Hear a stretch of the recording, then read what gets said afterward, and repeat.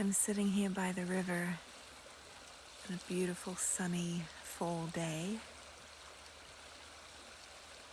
with all the sparkles of light, reflecting just all this brightness.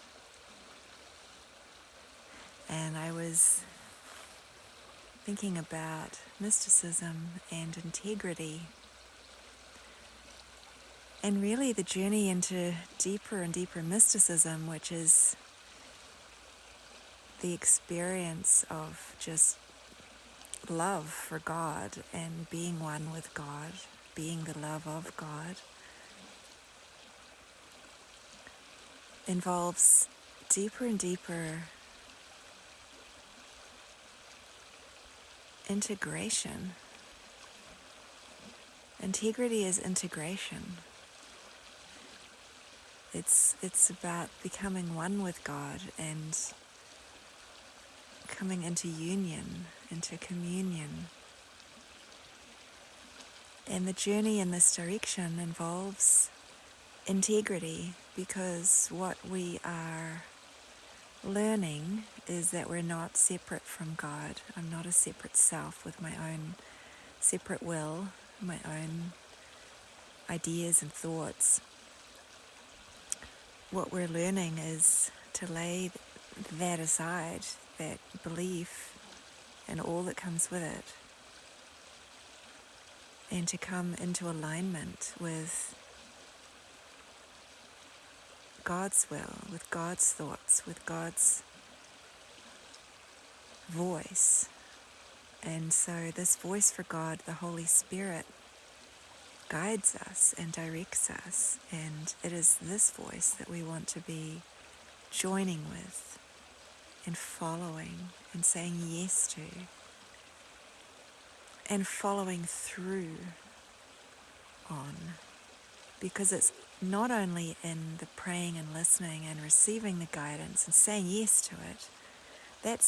That can be a big step to the mind or the self that's so afraid of love and so afraid of the Holy Spirit and associates guidance with sacrifice and deprivation, which is what is being healed in the mind initially. Like, guidance is associated with deprivation. There's a fear, like I'm going to lose myself if I listen and follow. And it's true, you do lose yourself. But that's actually what we want. It's not what the ego wants. And when we're identified with the ego, then we believe it's not what we want. But we're being shown through the following, through the yeses, through the miracles, that it is what we want and that ultimately there is no sacrifice. And so integrity has a big part to play, because it's not just the initial yes, it's then the following through. Because it's in the following through that we are aligning our mind with the Holy Spirit, with this thought system that is healed, that is whole. And so what it involves is a lot of prayer and a lot of communication.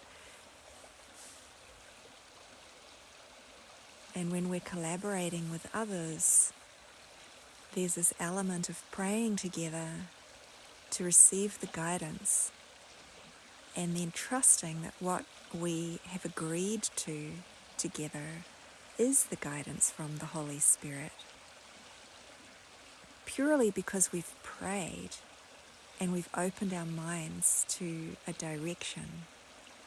And in the receiving of that direction, it's trusting that this is the prayer of our heart being answered. Our prayer to be with God and is being answered.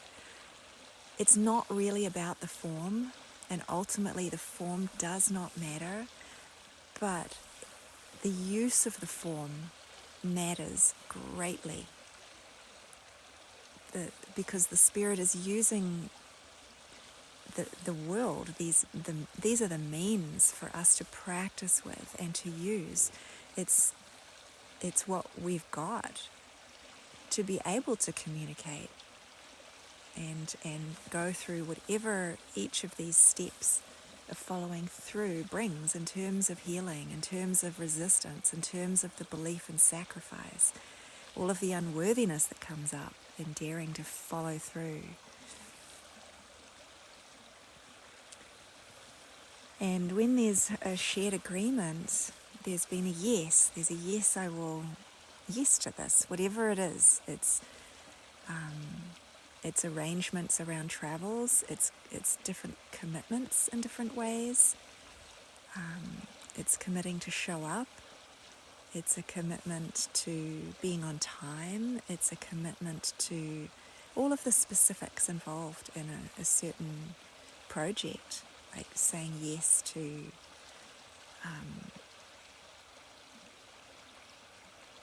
whatever it is, providing a meal or being at a meeting or doing research before a meeting, or it's every detail that is being agreed upon. That becomes our guidance because of the prayer underneath it and because of its use. And of course things can change,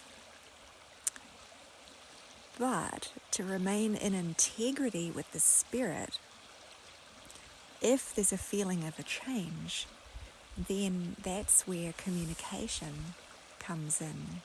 Because when there's communication, it's staying with the yes, I'm with you, whoever this commitment is with. Yes, I'm with you, and therefore I'm with the Spirit, and I want to follow through with the communication, even if the direction is changing and I'm not feeling that I'm to follow through with the form of what we initially agreed on. Like, there's always openness. It's not as if the Spirit is saying, when you make an agreement, you're locked into time and space, and you've, made this assignment and this commitment that you've signed in blood. It's not like that at all. It's about being connected with the Spirit and connected with our brothers as a means to being connected with the Spirit, and not just making decisions on our own to pull away and do something differently. That's really all it's for. It's just for undoing autonomy. It's for undoing this part of the mind that always wants to pull away and do something differently and be separate, alone in the decision making. So, that's where mysticism and being a mystic actually involves deeper and deeper awareness of integrity, of true integrity. It's about a state of mind, and it's all for a state of mind.